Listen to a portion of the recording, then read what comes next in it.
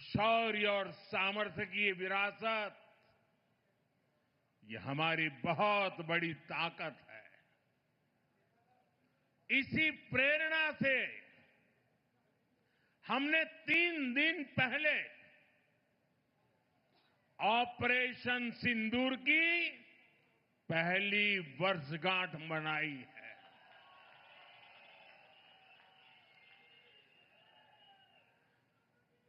और कल सुबह 11 तारीख को मैं गुजरात के सोमनाथ में रहूंगा।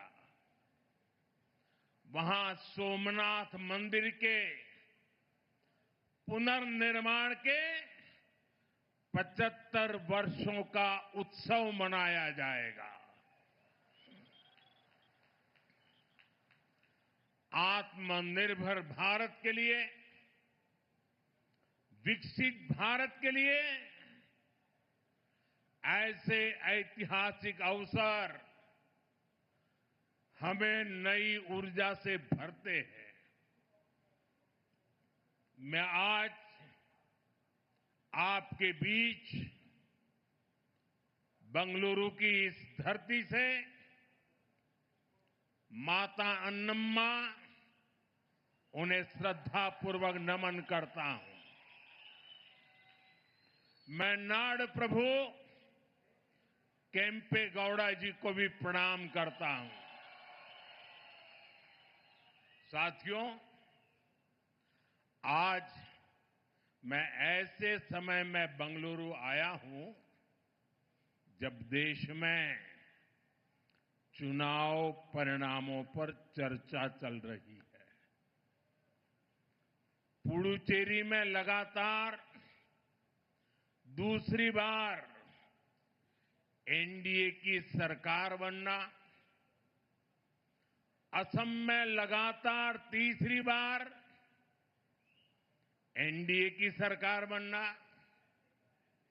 बंगाल में पहली बार बीजेपी को इतना बड़ा आशीर्वाद मिलना,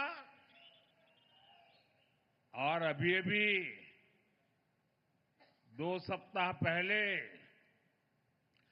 गुजरात के पंचायत और निकाय चुनावों में इतना भारी विजय हुआ कि गुजरात बीजेपी ने पुराने सारे रिकॉर्ड तोड़ दिए। साथियों, ये सब नया इतिहास रचने वाली घटनाएं हैं। साथियों, ये चुनाव परिणाम भारत की राजनीतिक दशा दिशा के लिए महत्वपूर्ण है। ये भारत के नौजवानों, महिलाओं, किसानों, गरीबों और मिडिल क्लास हर वर्ग का मूड दर्शाता है। इन परिणामों का एक बहुत बड़ा मैसेज ये भी है कि अस्थिरता में घिरी इस दुनिया में भारत की जनता स्थिरता का मंत्र दे रही है। भारत की जनता कह रही है कि हमें स्पीड चाहिए, हमें स्कैम नहीं, सॉल्यूशंस चाहिए।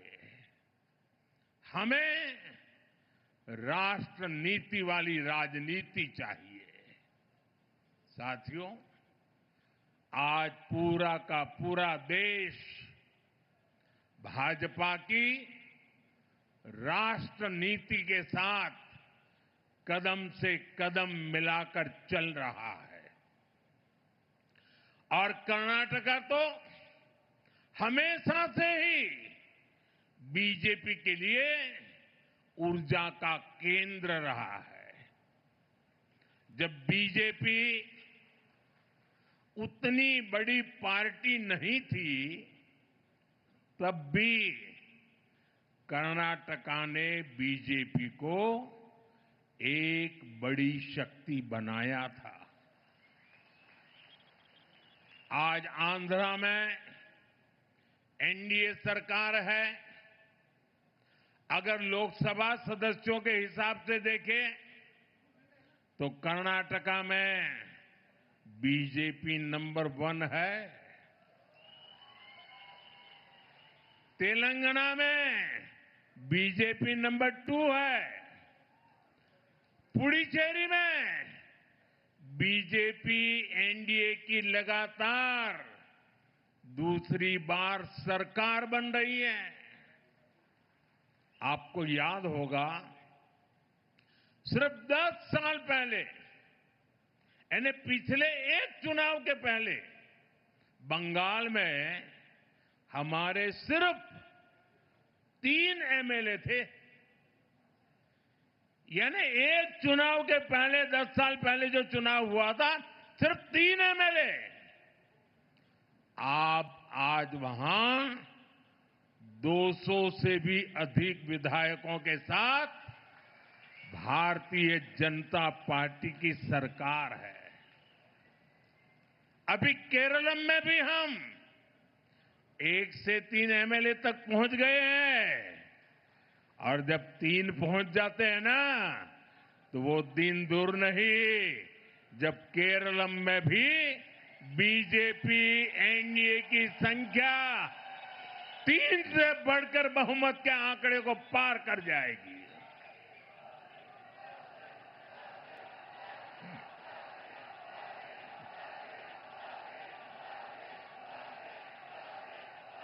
साथियों,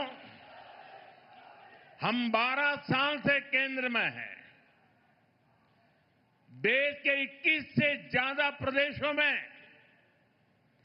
बीजेपी एनडीए की सरकारें हैं और हम राज्य के विकास से देश के विकास का मंत्र लेकर काम कर रहे हैं।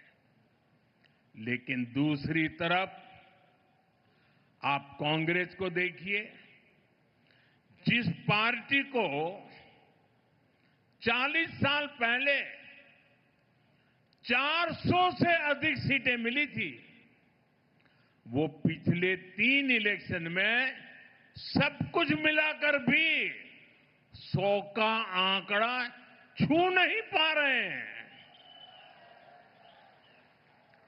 लेकिन कांग्रेस और उसके साथियों का अहंकार इतना अधिक है कि अपनी पराजय के लिए भी वो पूरी दुनिया को दोष दे रहे हैं। संविधान, लोकतंत्र, संवैधानिक प्रक्रियाएं, कोर्ट, इनके प्रति भी घृणा मेरे सार्वजनिक जीवन में मैंने कभी भी किसी भी मेन स्ट्रीम पॉलिटिकल पार्टी को ऐसा करते हुए नहीं देखा था। वो इतनी निराशा की गर्त में डूबे हुए हैं कि गाली गलौज के सिवाय, भद्दी भाषा का प्रयोग करने के सिवाय अब उनके पास कोई एजेंडा नहीं बचा है। साथियों, बीजेपी की सरकारों के लिए लोक कल्याण सर्वोपरि है। और ये शब्द नहीं है, हमने जी करके दिखाया है, तभी तो 25 करोड़ लोग गरीबी से बाहर निकले हैं। हमारा मंत्र सबका साथ, सबका विकास का है। हमारा मॉडल गुड गवर्नेंस का है। इसलिए हर राज्य में जनता बीजेपी को दूसरी बार, तीसरी बार फिर से सेवा करने का अवसर देती है। लेकिन कांग्रेस की कोई भी राज्य सरकार दूसरी बार सत्ता में वापस नहीं लौटी है। सरकार बनने के कुछ ही महीनों में कांग्रेस के प्रति एंटी इनकम्बेंसी शुरू हो जाती है। ऐसा इसलिए है क्योंकि कांग्रेस को सिर्फ विश्वासघात करना आता है। ये खुद भी झूठे हैं और उनकी गारंटियां भी झूठी है। कांग्रेस की सत्ता की किताब में गवर्नेंस का चैप्टर तो है ही नहीं है। यहां कर्नाटका में भी पिछले 3 साल से हम यही देख रहे हैं। जनता की समस्याएं सुलझाने के बजाय यहां की सरकार का ज्यादातर समय आपस के झगड़े सुलझाने में लग रहा है। ये तय नहीं हो पाता है कि ये मुख्यमंत्री कितने दिन रहेंगे। ये तय नहीं हो पाता कि दूसरे को मौका मिलेगा कि नहीं मिलेगा, लटकाए रखा है। इतना ही नहीं, ये मैं देख रहा हूं इनकी इकोसिस्टम तमिलनाडु में प्रक्रिया चल रही थी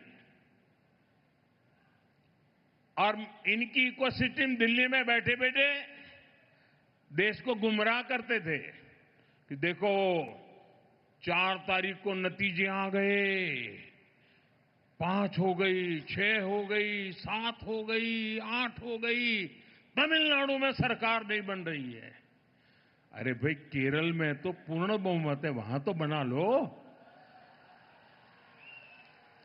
ये इकोसिस्टम केरल के लिए चुप है, नेता नहीं तर्क पा रहे।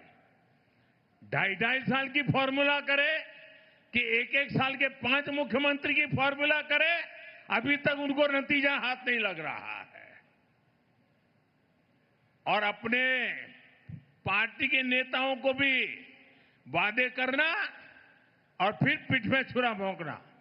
छत्तीसगढ़ में वही किया, राजस्थान में वही किया, कर्नाटका में अभी भी वो खेल चल रहा है। अब केरला की बारी है। साथियों, हिमाचल में तो कांग्रेस सरकार के हालत सुनकर के आप हैरान हो जाओगे। ये इनकी इकोसिस्टम है, मीडिया वाले बाहर बात आने नहीं देते। हिमाचल की हालत ये है, वे सरकारी कर्मचारियों को उनकी सैलरी तक नहीं दे पा रहे हैं। इधर तेलंगाना में क्या हाल है?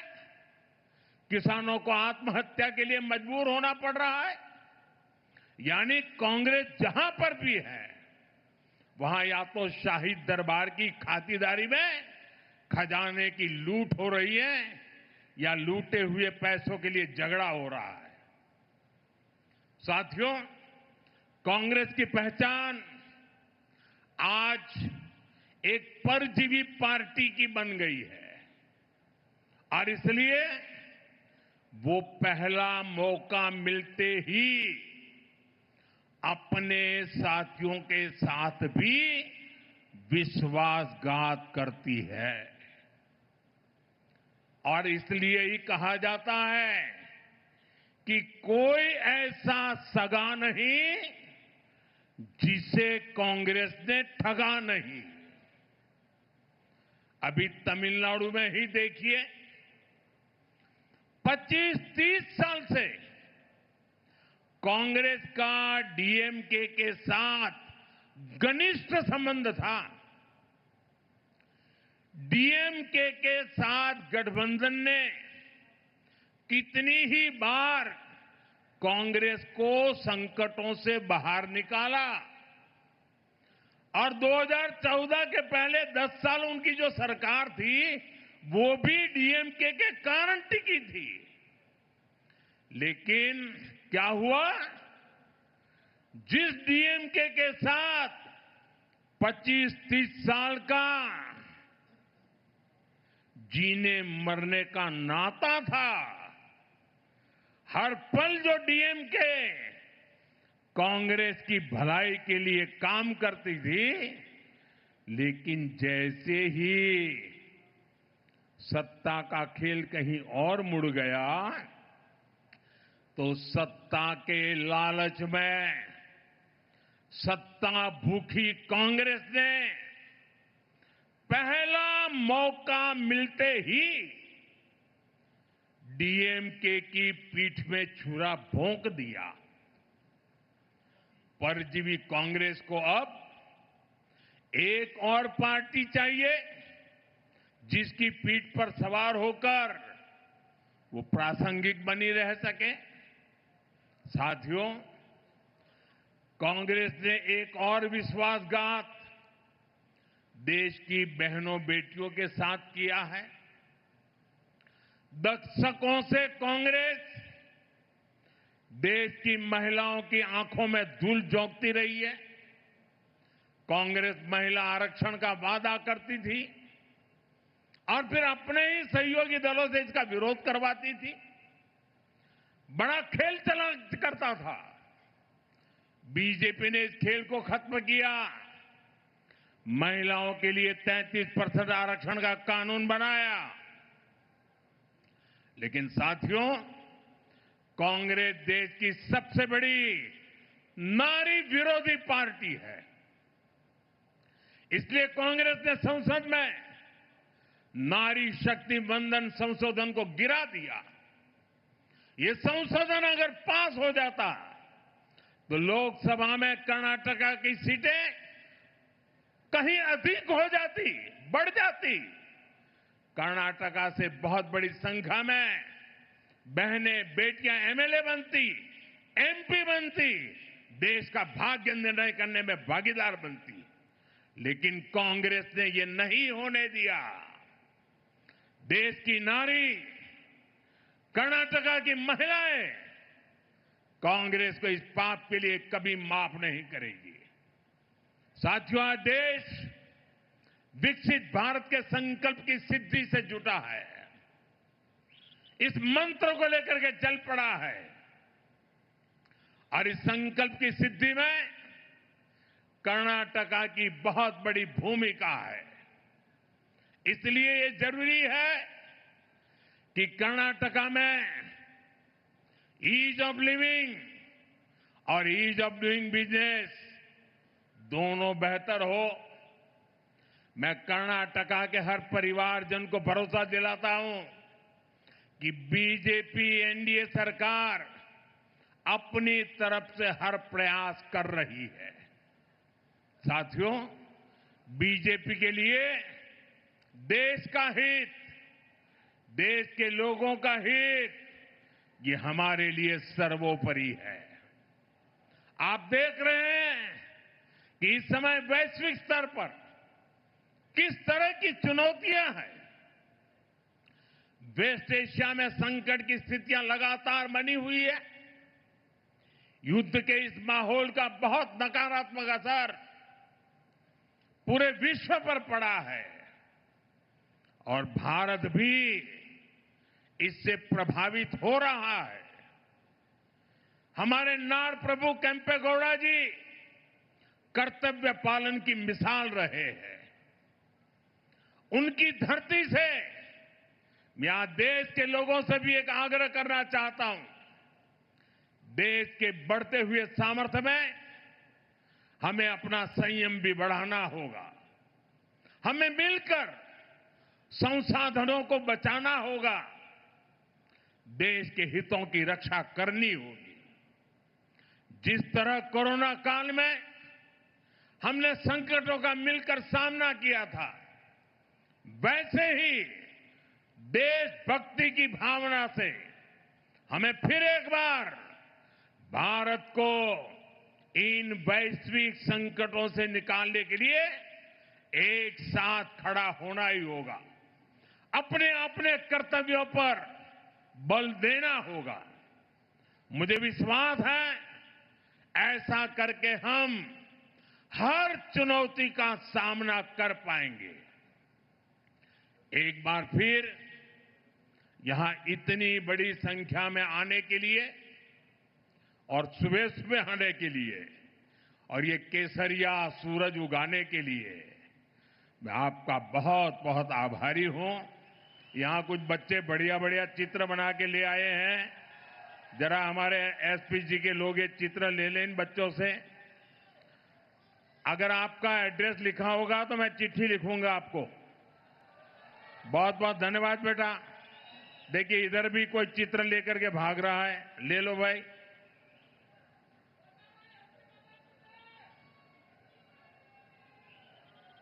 भारत माता की, भारत माता की, भारत माता की। धन्यवाद।